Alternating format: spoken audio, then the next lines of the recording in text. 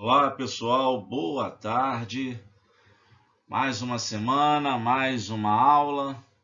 Vamos começar a partir dessa semana num esquema aí diferente, numa tentativa aí de melhor acesso dos alunos às aulas. Eu vou disponibilizar todas as aulas a partir de agora no formato de vídeo e no formato de PDF, certo? Os slides que vocês vão assistir aqui no vídeo estão todos em PDF no outro arquivo que eu postei, ok? Então vocês vão poder assistir o vídeo, ouvindo a narração da aula comigo, ou apenas, se for o caso, né, em caso de necessidade, apenas baixar o arquivo em PDF, né, para poder fazer o seu estudo, tudo bem? Então, nós vamos fazer o que fazemos sempre, vamos corrigir a atividade da semana passada e seguir em frente. Vamos lá? Então, estamos falando sobre números primos. E a primeira atividade que ficou aí da semana passada foi, dados esses números aí, determinar os divisores dos números e, a partir daí, classificar esses números como primo ou composto. Não é isso? Inclusive, o primeiro, né, a letra A, já tinha sido resolvida lá. Como é que a gente resolve isso? A gente determina o conjunto dos divisores. Se o conjunto dos divisores do número só tiver dois elementos, que seriam, no caso, 1 e ele mesmo, então eu vou poder afirmar que o número é primo. Caso eu tenha mais divisores do que 1 e ele mesmo, aí o número será composto. E aí fica fácil, né? Por exemplo, quando a gente pega aqui o número 11, né? O número 11 ele tem como divisores apenas o 1 e ele mesmo. Logo, ele é um número primo. Já o número 12 ó, tem um monte de divisores, né? A gente pode dividir ele por 1, por 2, por 3, por 4, por 6, por ele mesmo, né? Com certeza, por 1 e por ele mesmo, todo número será divisível. Se por acaso for só pelos dois, aí será primo. Nesse caso aqui do 12, ele é composto.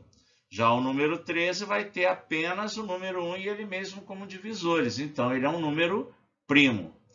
E aí, o número 14 tem o 1, o 2, o 7 e o 14 como divisores, composto.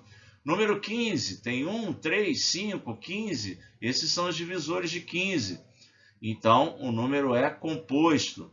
O número 16, olha, números pares, você não precisa nem esquentar a tua cabeça.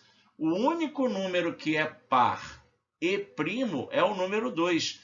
Todos os outros números pares são divisíveis por 1, por ele mesmo, e no mínimo por 2. Certo? Então, sempre serão compostos os números pares. Apenas o 2 é um número par e primo. Ok? 17 só tem como divisor 1 e ele mesmo, número primo. Número 18 a gente já discutiu, é par, né? Vai ser composto. E o número 19 também é um número primo, pois só tem como divisores 1 e ele mesmo. Ok? Beleza, galera. Bom, o segundo exercício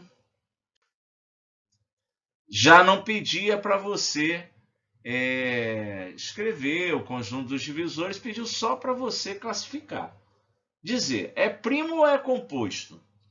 E aí você pode usar mais de uma estratégia. Eu, por exemplo, gosto muito dos argumentos das regras de divisibilidade, que a gente viu há aulas atrás aí.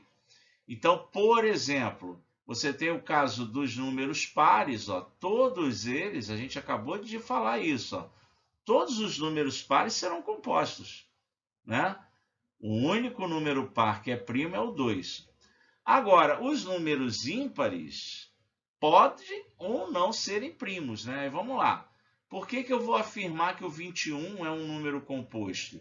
Porque o 21 está na tabuada de 3, está na tabuada de 7.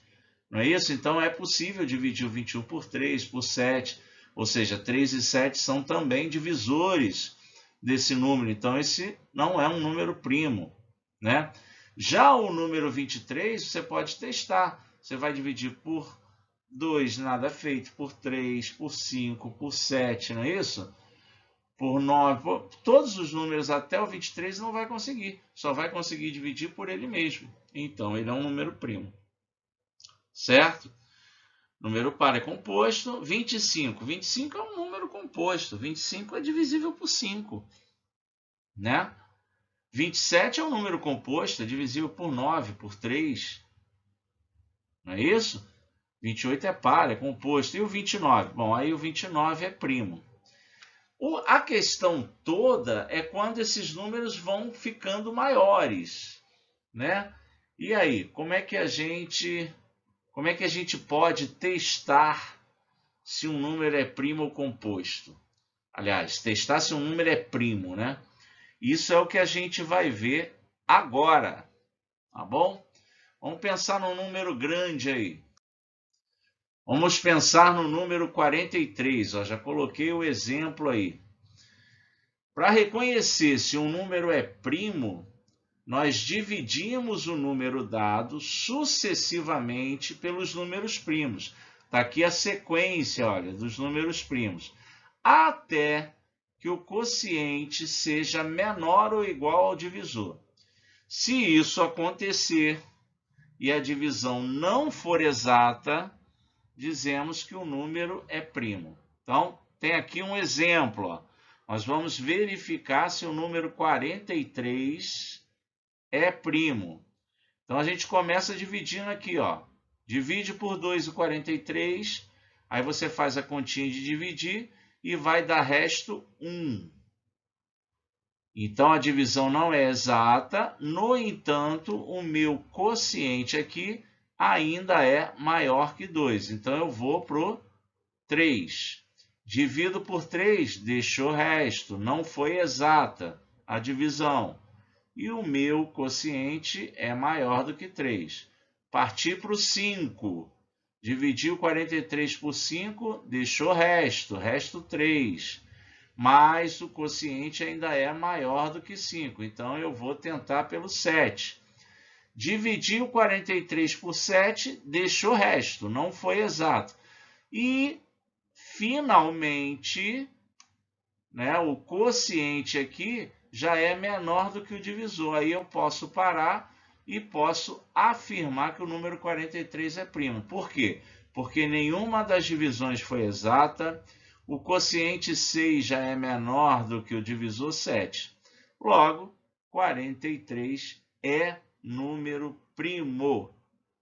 Então, nós temos aí essa maneira de testar se um número é ou não é primo. Eu vou dividindo. Se por acaso alguma das divisões der resto 0, opa, então não é primo. Se nenhuma for, né, eu vou dividindo, não dá resto 0, e chega um momento que esse número que deu aqui é menor que o que eu estou dividindo, posso parar e dizer que o número é primo, ok? E daí, a atividade de hoje é verificar se esses números aqui são ou não primos. Lembre-se, você pode usar regras de divisibilidade para dizer que um número não é primo, ok? Tá bom? Então, essa é a atividade. Lembrando que a aula termina no momento que você termina de fazer o seu exercício. Ok? Um abraço, tchau, tchau, até semana que vem. E essa aula, esses slides estão todos em PDF aí disponibilizados para vocês também, tá? Valeu, galera. Tchau, tchau.